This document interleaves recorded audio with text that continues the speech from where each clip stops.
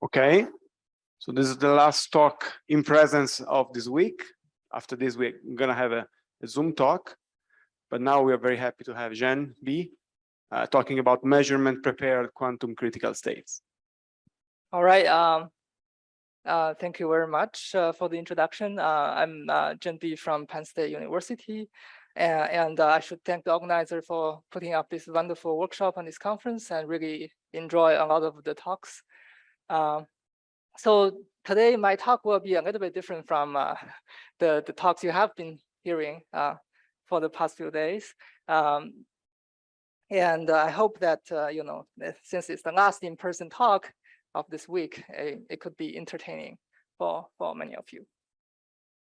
Okay, so before I go on, I should acknowledge my collaborators, Zhongyang Li and Wenjie Ji, postdocs from KITP, and Matthew Fisher is at KITP and UCSB. Without these wonderful collaborators, we won't have this exciting work. So this is the main reference I'll be talking about, and also there's a parallel work up here on the same day by another group. Okay, so let me talk a little bit about the scope of the talk. Usually when we consider condensed matter system, we'll consider equilibrium many-body system. We start with some material, and then we look at further the microscopic structure and come up with a model Hamiltonian to solve it. And eventually, there may be a long wavelength, low energy description, and our beloved field theory comes in. So usually we'll study IR phases and IR phase transitions emerging from some microscopic lattice model, and by tuning parameters in the system, say pressure, chemical potential, electric field, you drive some phase transitions, and that's what we want to study. And these are standard setup of condensed matter study. And in this talk, I'll be considering another set of quantum system. Basically, they're called quantum simulators. These are so-called programmable lattice quantum systems. You have some lattice of qubits, and you have ways to control those qubits by either interacting with light or other ways. And then you also have ways to measure them by using some external probe. So platforms for these quantum simulators usually appears in cold atom system, trap ions, Rydberg atoms, where you have which you have learned a lot in this workshop, and also superconducting qubits. So in this kind of setup, we usually consider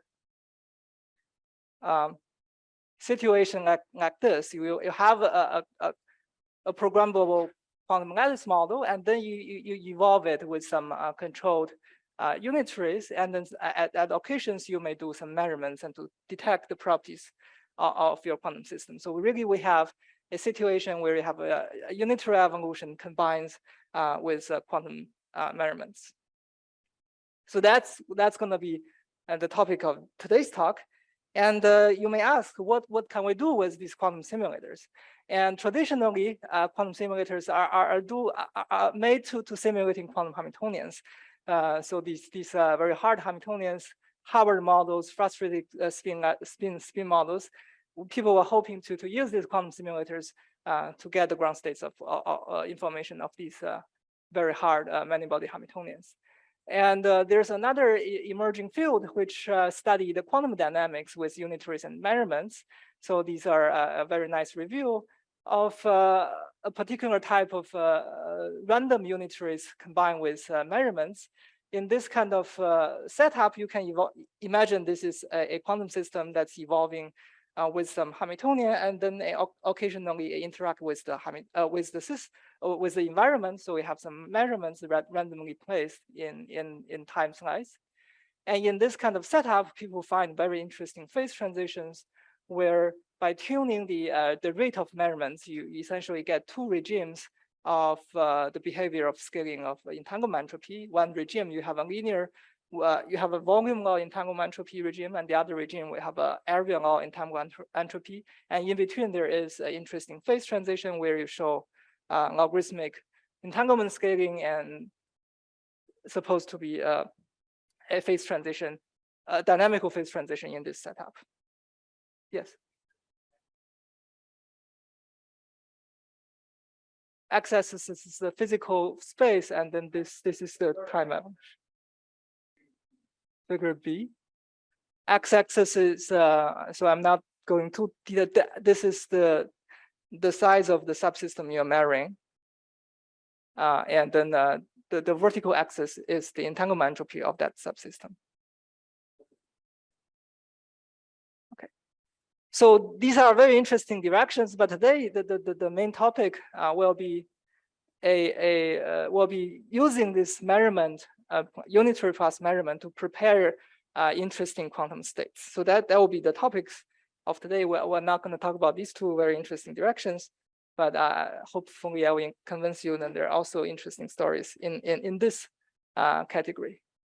So what I mean by state preparation is that you start from some kind of, so the generic setup was start from some kind of product states, and then you do some finite depths of local unitaries to generate so-called resource state. And once you have the resource state, you may perform various measurements on these resource states, and then in the end, you generate a state that you want to prepare. And this is sorry, what? So there will be two parts. One part I will want to control, and the other part I discuss if we don't control what we get. Yeah. Good. So this is a simplified setup. Usually there are feedbacks between measurements and the local unitaries. You can do the feedback depending on what's the outcome of your measurements, and then there are more complicated setups, but this is the simplest setup we're going to consider today. So prepare a resource state and then measure it, and then try to see what's the physics of the eventual states you get. So one of the resource state you have heard from last talk, which is basically the clustered states in one dimension. So it's a Z2 cross Z2 symmetry protected topological phase. So basically, we're considering a one-dimensional spin chain. There are two n spins with periodic boundary conditions. So square and black dots, they are both spin 1/2. I just want to differentiate the even and odd by the shapes and color. So the Hamiltonian is this Hamiltonian. This Hamiltonian enforce the ground state must have this constraints. Z x z acting on your ground state must be equals to 1. Okay, so this is one of the resource state, and there are two symmetries in the system. One symmetry is the Z2 symmetry on the even side, and the other symmetry is the symmetry on the outside. So that's the two Z2 symmetries for this SPT. And this state can be generated by a product state, by a finite depth unitary. Basically, you want to act a control Z gate on two spins, two neighboring spins. So that's our resource state. And so what I'm going to do is just to give you some typical examples where some interesting quantum states can be prepared to warm us up, and then discuss how do we prepare a critical quantum states out of this. All right. So one of the interesting one-dimensional quantum states is the so-called GHZ states, which is a superposition of all up and all down states. This is an interesting quantum states because it's non-local, as Ryan mentioned in the last talk. You're not going to get this kind of states if you have a locality. Okay, so how do we prepare such a state using this kind of resource state? And the starting point is this cluster states, and we have the following constraint. And what we can do is to measure the spin on the even sides along x directions, and then post-select all the outcome to be +1. So basically, that means that you want to do a projection on your wave function, where the projection will project all the even spins to be x plus state. Okay, so if you have that projection, you will see that if you have this kind of constraint, the x is being measured to be a pure number, then on the remaining spins, the constraint just becomes z times z equals to 1. So that's basically like an Ising type of interaction. But in addition to that, you know, the symmetry on the outside is still a Van-Gate symmetry because we are measuring on the even side. It's not. It's commuting with that constraint. So basically, in the eventual state, we'll have these two kind of constraints. And if you have these two constraints, the only state that's survival under these constraints is the GHZ state. So you have an Ising interaction, and you also impose that the symmetry is preserved. So in the end, we will just get a GHG state. And this was known a long time ago, in the 2001. And the way you can probe this GHG state is not by measuring the Ising order parameter, because this is a non-local state. If you measure the Ising order parameter, it will just be equal to 0. But what you can do is just to measure the ZZ correlation function, and that will give you 1 once you measure once in this state.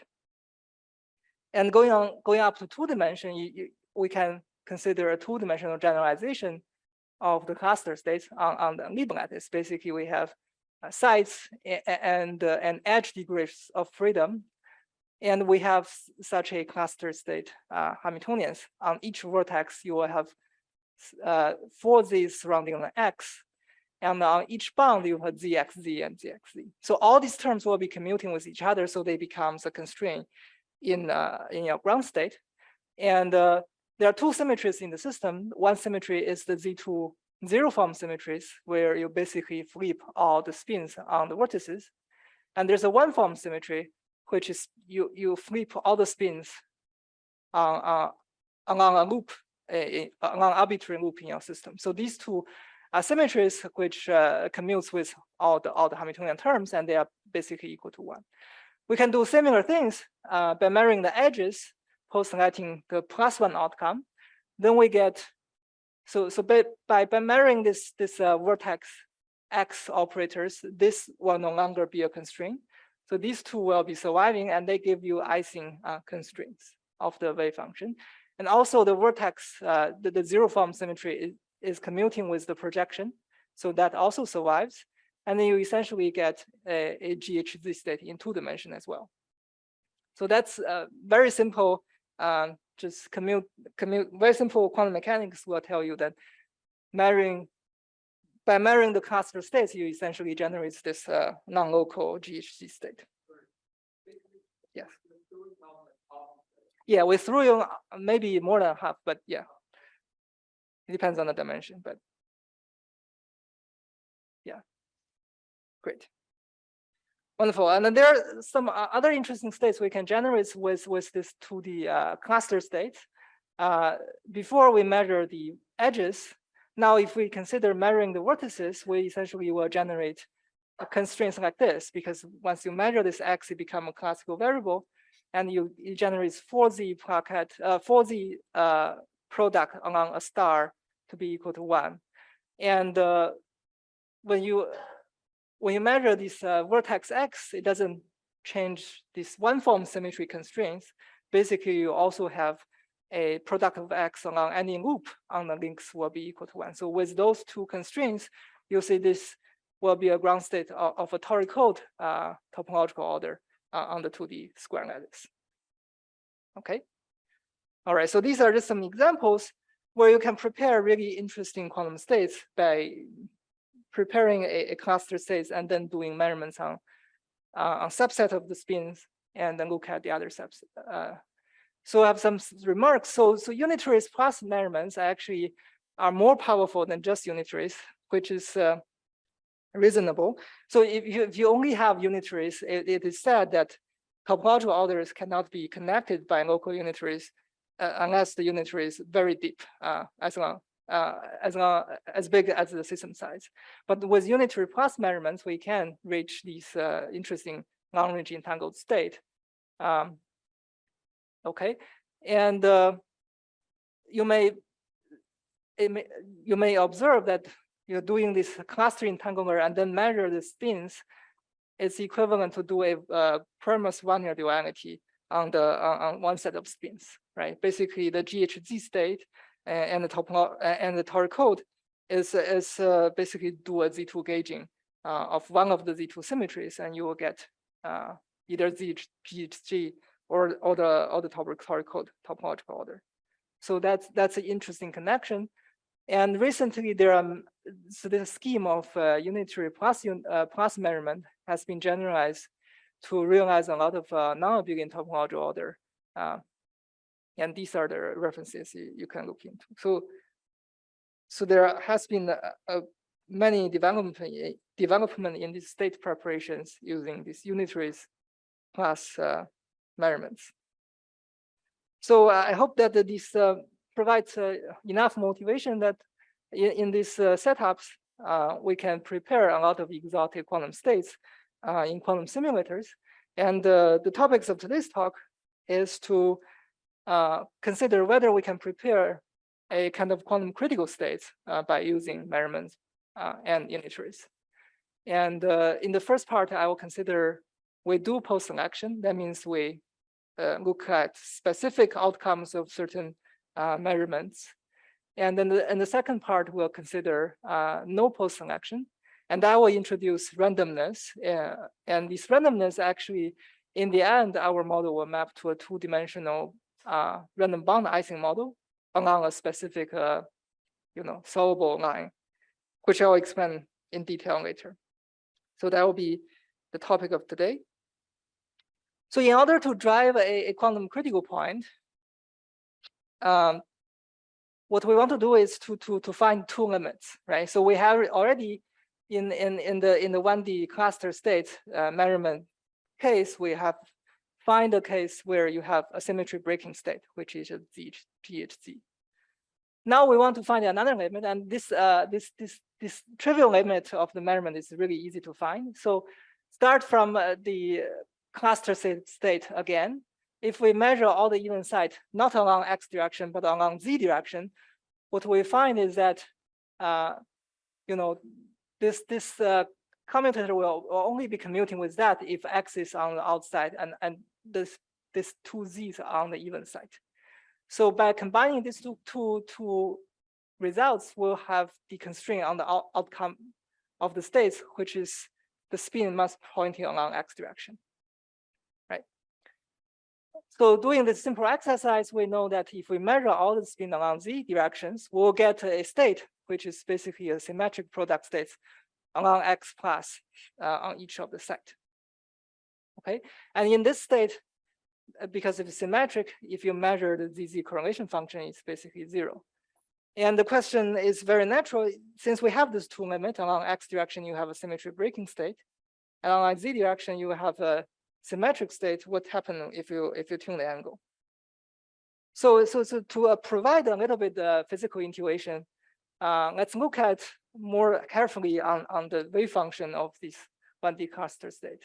So in this 1D cluster state, we have this very familiar decorated domain wall structure. So if you look at this constraint, that's basically telling you if you have a domain wall of these odd spin z's, then you want x to be equal to -1, right? If you have no domain wall between two z's, you want x to be equals to +1.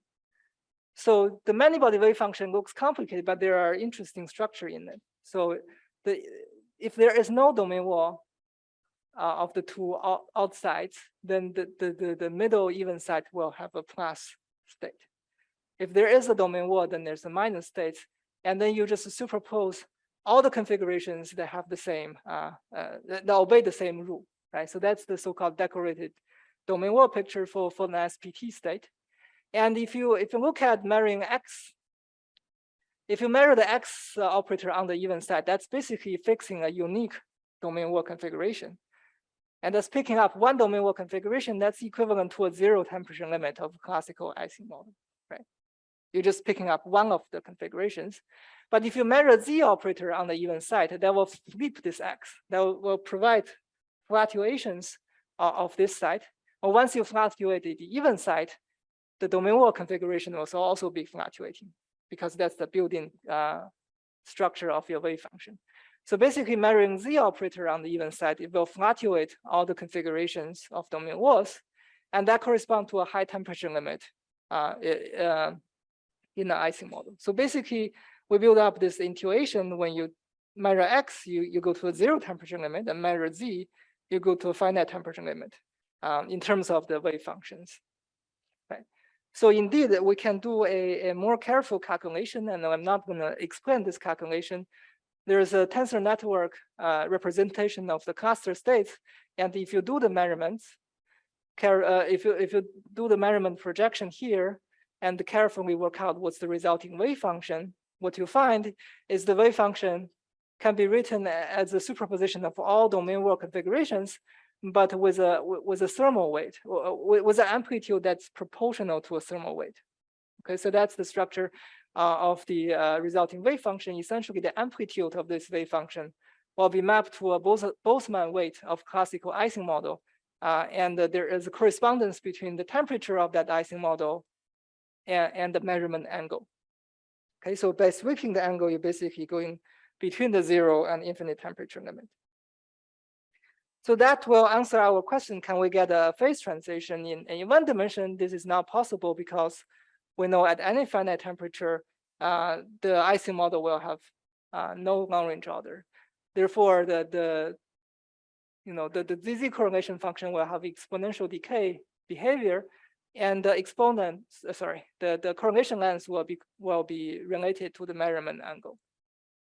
Okay, so in 1D, basically, what we say is 1D GHZ state are not robust if you have error in your measurement angles. If you do have measurement that are not precise, then you essentially end up with a symmetric state in the thermodynamic limit. But the situation will be very different in higher dimension, because we know in higher dimension there are finite temperature phase transitions in Ising model. So we list these two situations. As we said before, if you measure the vortex and measure the edge, there are two different kind of states that comes out. If you measure the vortices, in the end, you get a toric topological order. And the projected wave function is basically a finite temperature superposition of all the loop configurations.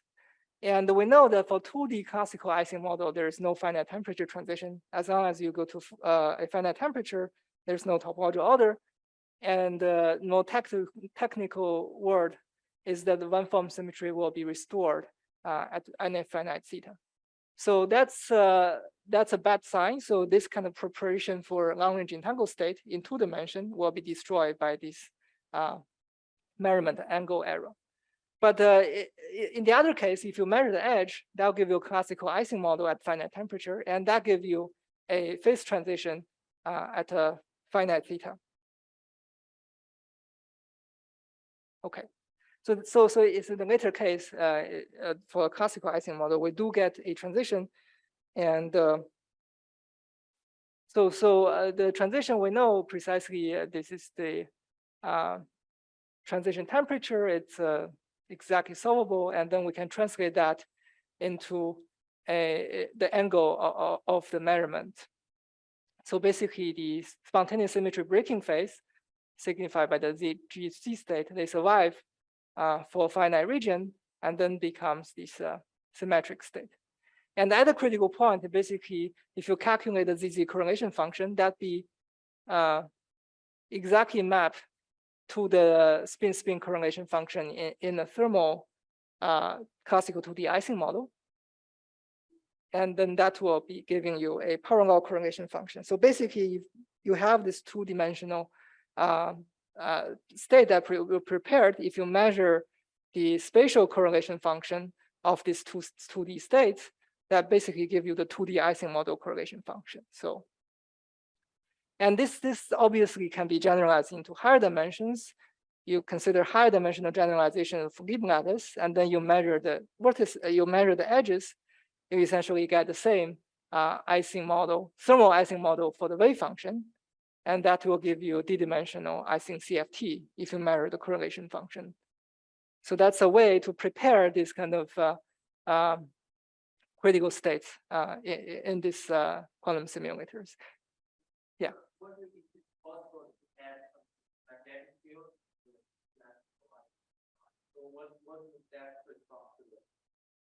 Magnetic field along which direction you want to add? Z directions. So that would be just a polarizing field, right? So if you add that field in this, or in this phase, you're just selecting one of the ground state. You no longer have a GHZ, but you're picking up one of the component, right? It's like you're splitting the two ground states. So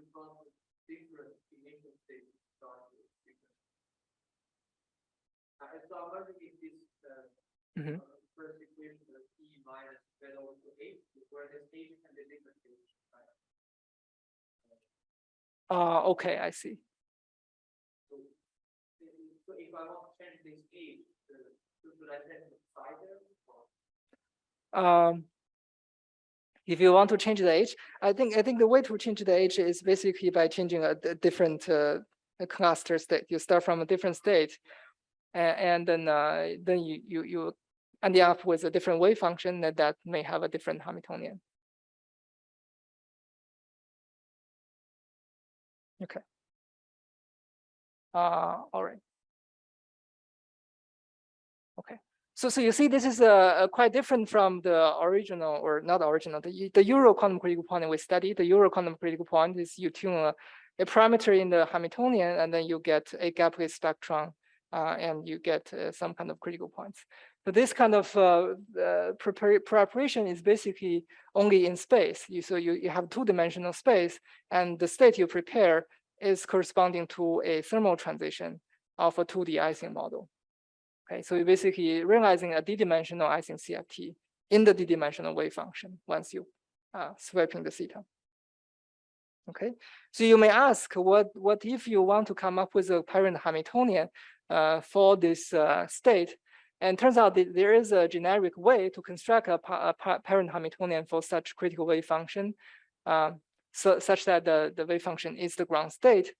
And so that systematic way actually give you a quantum Hamiltonian, which has a dynamical exponent exactly equal to the dynamic exponent of the classical relaxation dynamics of the corresponding statistical mechanics model. So in this case, for Ising model, this is one of the, I think it's model A in this classical relaxation dynamics, and it has a dynamical exponent 2.667. So if you were to construct a parent Hamiltonian for such a critical wave function, that critical Hamiltonian will have dynamic exponent bigger than 2.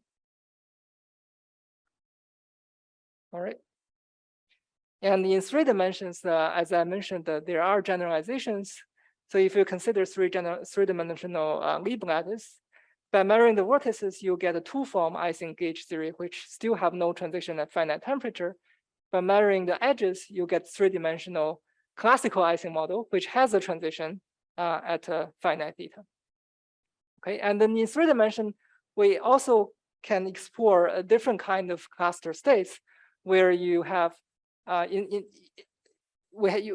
instead of a 0-form symmetry and a 2-form symmetry, you have a 2-1-form symmetry that basically says you have such a lattice where you can consider, cluster states of this dotted line associated with the plaquette, and also this solid line with an X in the middle. So these two kind of stabilizer is the stabilizers for the 3-dimensional cluster states with the Z2-1 form and Z2-1 form symmetry. Yes.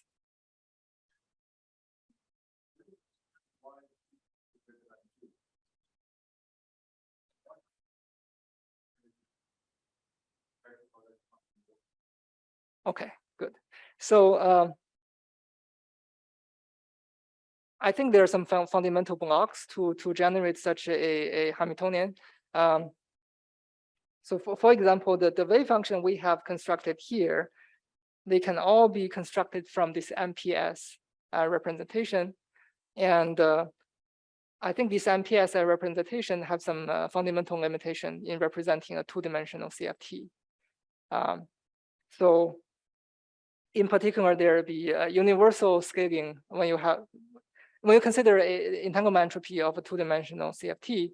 There will be universal scaling if you have corners of the shapes of your measurement of your region, and those universal features probably won't be captured by these very simple MPS representation of the states. So there are limitations for these states.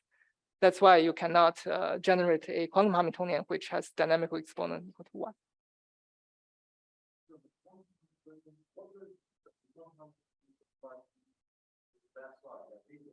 Yes. So yeah, I'm not writing down the Hamiltonian, but those Hamiltonian looks pretty complicated. They are just basically, okay, let me think. So these quantum Hamiltonian are constructed such that their quantum dynamics exactly mimic the classical relaxation dynamics. So there's a way to generate such a quantum Hamiltonian, and by that construction, that Hamiltonian have to have the same dynamical exponent. But you could have different Hamiltonian which have different dynamical exponent. But what am I arguing is that the state we're constructing here all have finite dimension MPS representation, and that has a limitation, and that cannot represent a 2D CFT.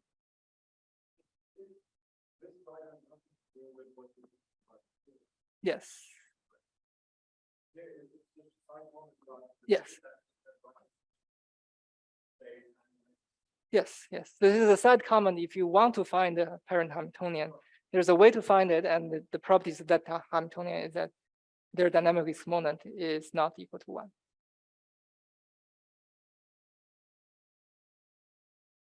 All right, I was okay. Great.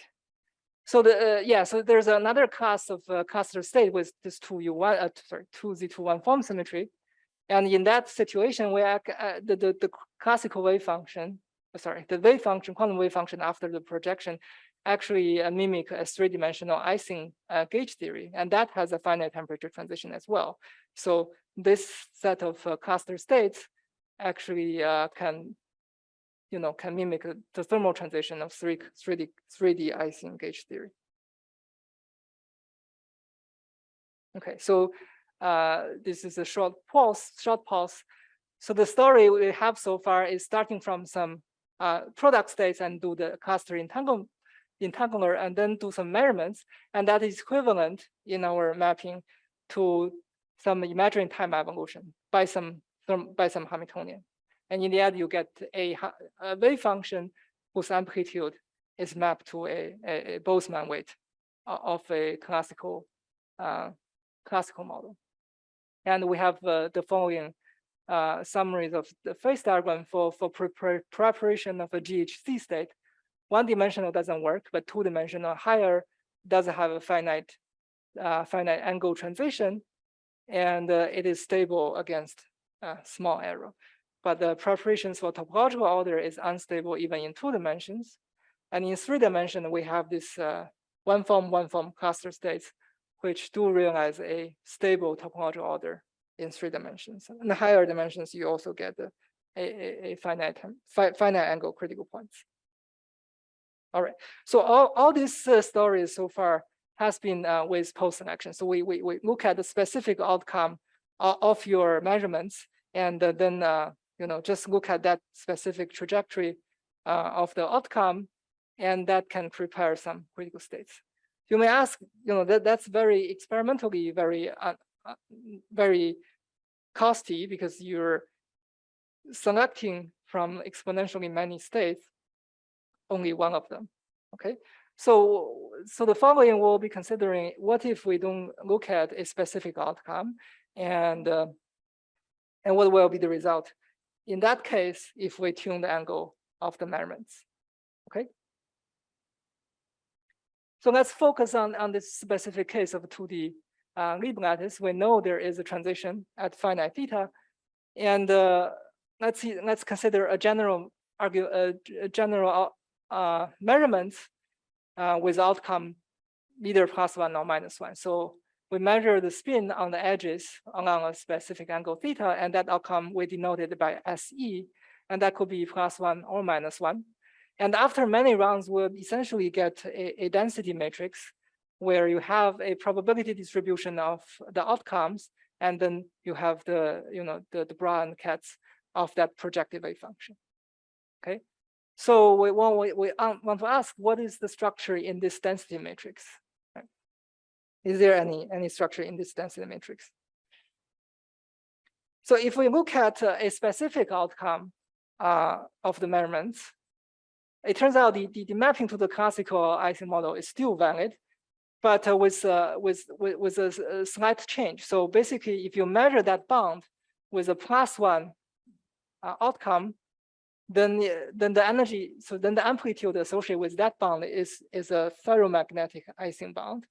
And when you measure when the measured outcome is -1, you basically get an antiferromagnetic bound. So from this structure, and the temperature is still related to the Marin angle.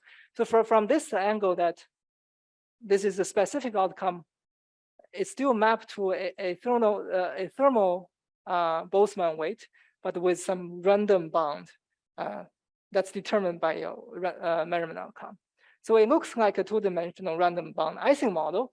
And we were hoping that if our density matrix is tracing out some properties of this random bound Ising model at finite temperature. So let me remind us about what's known about the two-dimensional random bound Ising model. So this is a two-dimensional phase diagram. The x-axis is the probability of having an antiferromagnetic bound in your two-dimensional Ising model. And the y-axis is basically temperature, inverse of beta. Okay, so there is a region of, so there's basically three regimes. There's at finite temperature, the region of ferromagnetic phase for small p minus, and for large p minus, you'll get a paramagnetic phase. And at zero temperature, this is essentially a spin glass phase.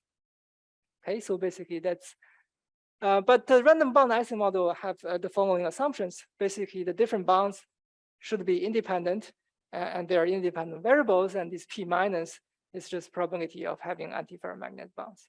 And there's a very interesting line, submanifold in this phase diagram, which is called the Nishimori line. This Nishimori line is basically exactly solvable manifold in these two-dimensional phase diagrams. And you know, there are certain conditions on this Ishimori line so that the free energies and correlation functions, those are all exactly solvable along this line. And this Ishimori line is an unstable fixed point in this two-dimensional phase diagram. Along any directions, it will flow away. But if you are on this line, you will only flow on that line. So that's a fixed line under RG. So the question is that we're doing these measurements along certain angle. It generates disorder because of the random outcomes. What part of the phase diagram is related to this measurement model? Can we explore in this phase diagram? Okay, question? So what I mean is that this Sij, they are plus and minus ones, and the probability of having a -1 bound is not correlated. So different bounds have they're independent random variables.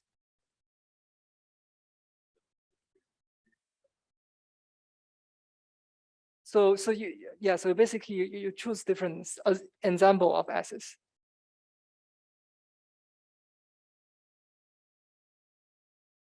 Wonderful. Okay, so then we think about our random outcomes, and there is a problem that we encounter. So that's because in the measurement outcome of our model, they're actually correlated instead of random variables. So this can be seen if we just consider the limit where theta equal to 0, where we measure the x operators, and when we measure the x operators, the outcome could be +1 or -1 on the cluster states. But remember, there is a one-form symmetry constraints, which means all the edges of X product together must be equal to identity. So that's a constraint that you cannot violate because you start from this cluster states, which has those constraints. Okay, so that means, tracing along a loop, the product of your measurement outcomes has to be equal to 1. Otherwise, you're out of the space we are considering. So that means that there is a hidden correlation between this random outcomes of X measurements. Right.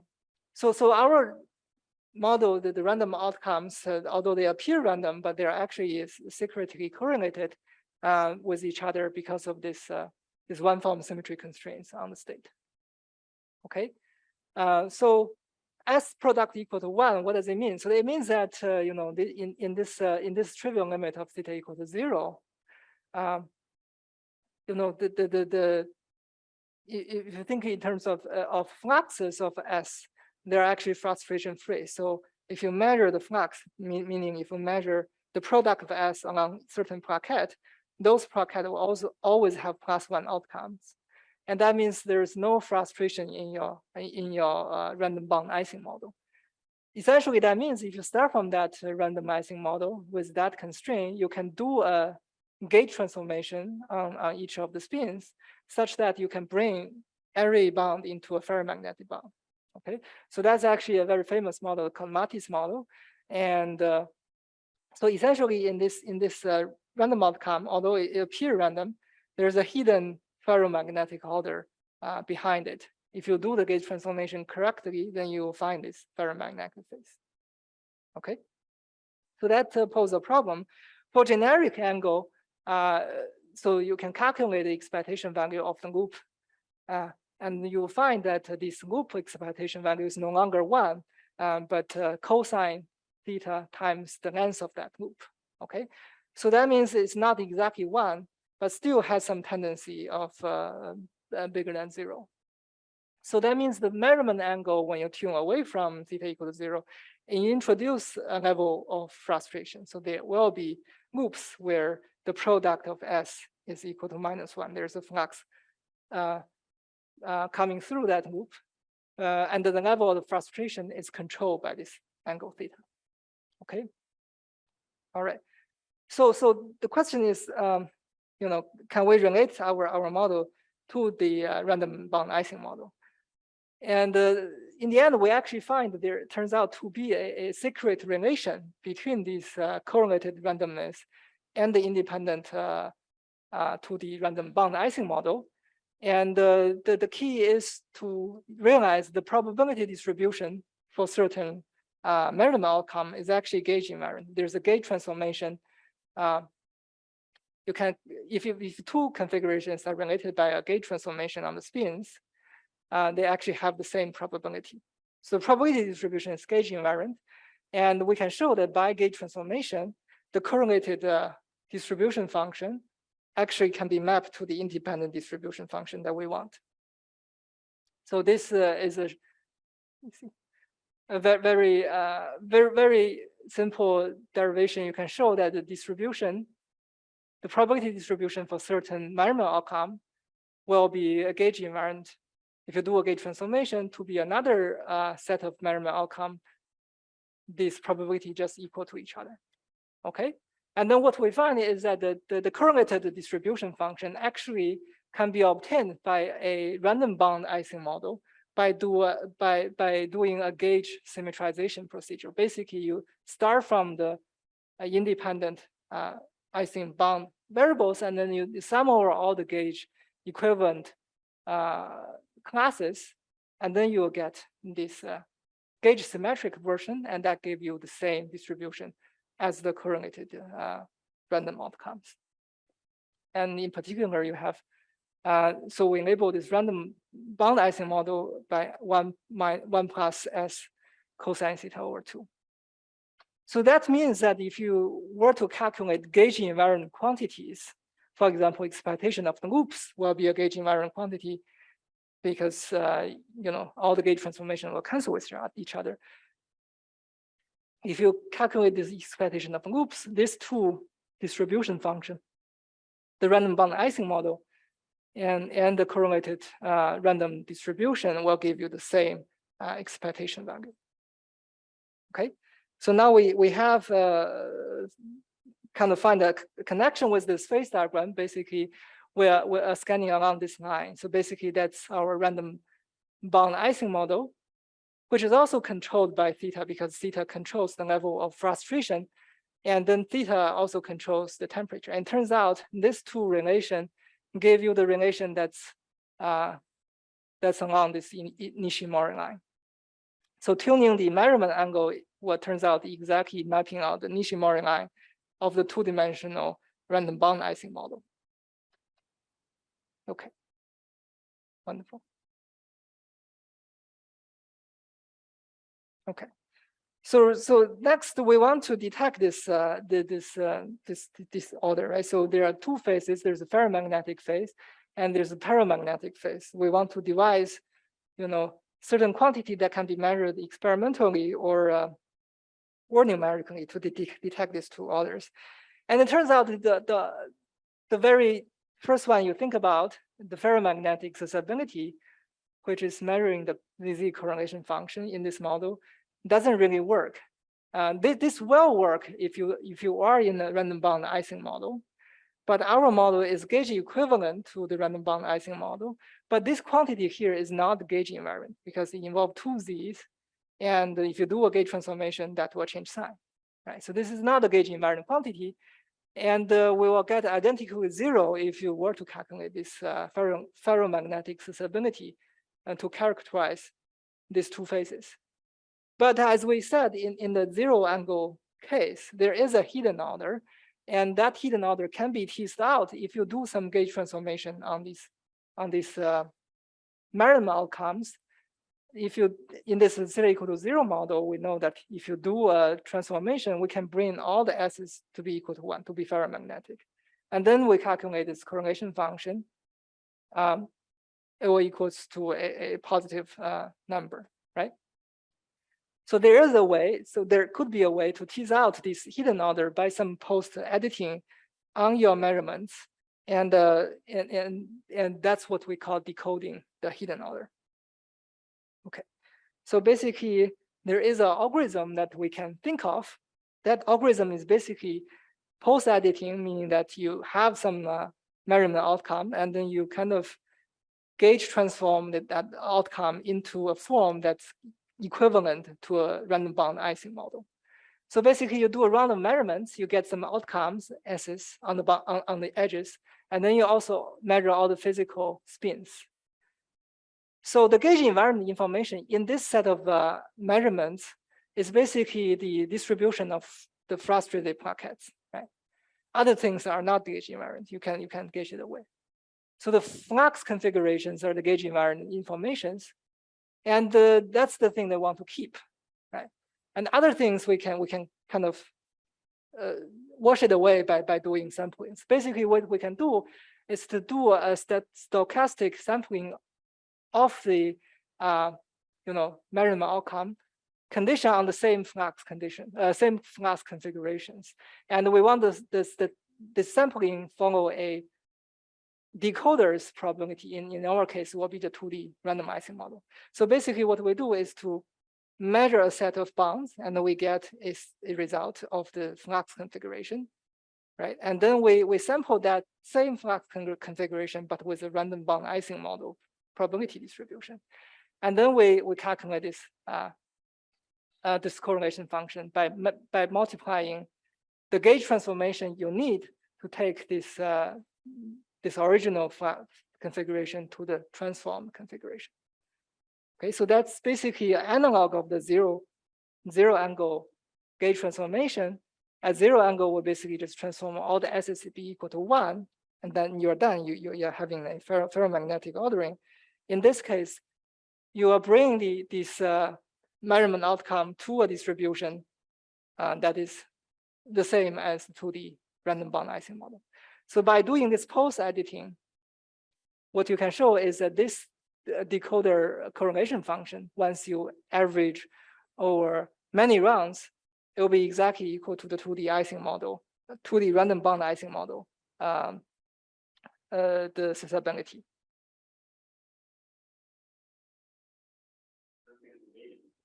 Yes, that's we made it equal to. Yes, but we know there's a hidden structure in the system that there must be. Okay, so this sorry, this kind of statistical stochastic sampling is against this 2D random bound Ising model, but in this post editing, we actually can choose a different kind of editing methods.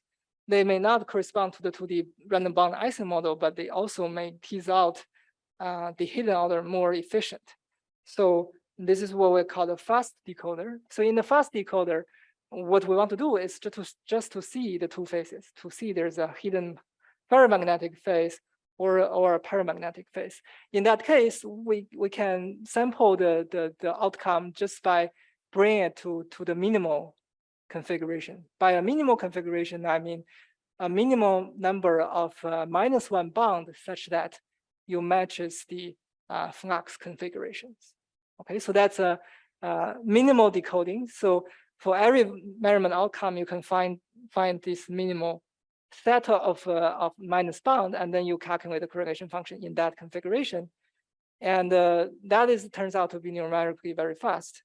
And you can see this transition between a ferromagnetic phase and a paramagnetic phase. Okay. Yes, so it does move the critical value. So it does not correspond. It does not no longer correspond to the 2D random bound Ising model, but it's a cheaper way to know if there was a transition or not. Wonderful. I should say that in some version, our decoding is secretly doing this Edward-Anderson autoparameter. In this Edward-Anderson autoparameter, you avoid this gauge environment. So it's basically gauge environment by squaring the Z expectation value, but it's kind of costly to calculate the expectation value and then do the square. But in the other group, they use this this method to detect the order in this system. But remember, our state is preparing a GHC kind of state. So there's always another copy with different spin configuration. So in this scheme, you always need to put in this very small magnetic field to select one of the sectors to have a ferromagnetic order parameter. Okay, so that's my last slide. I'm doing good on time. All right, so there are some other possibilities. So considering this two-dimensional random bound Ising model, if you don't do any post-selection, this we are running along this Nishimori line, right? But if you do some post-selection, then you're essentially having two parameters. Not only having the theta angles, you also have another parameters which can select, then say the density of frustrations, and that may give you an average to move along these two-dimensional diagrams. Maybe you will end up with this or that fixed point by doing post-selections. And this can be generalized to 3 dimensions. In 3 dimensions, there are more interesting phase diagrams with spin glass and ferromagnetic and paramagnetic phase, and even in 3-dimensional so-called random plaquette gauge model. And so far, everything we have been talking about is discrete system. We have the Z2 symmetry or Z2 gauge symmetry. Is there any way that we can generalize this scheme to realize some continuous symmetry? Can we get some kind of ON fixed point by doing this kind of continuous measurement? So that's open questions. All right, thank you very much for your attention.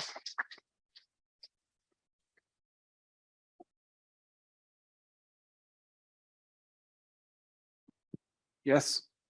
So more than just the phase diagram, instead of one post-selection, and control it by changing slightly the space and stuff, and build it like in this level. Yeah, I think that's also a good way to think about it, but I don't have anything intelligent about to say that, because we always start with the cluster states, everything built on up of that. But yeah, it could be very interesting to explore. We start from a different state.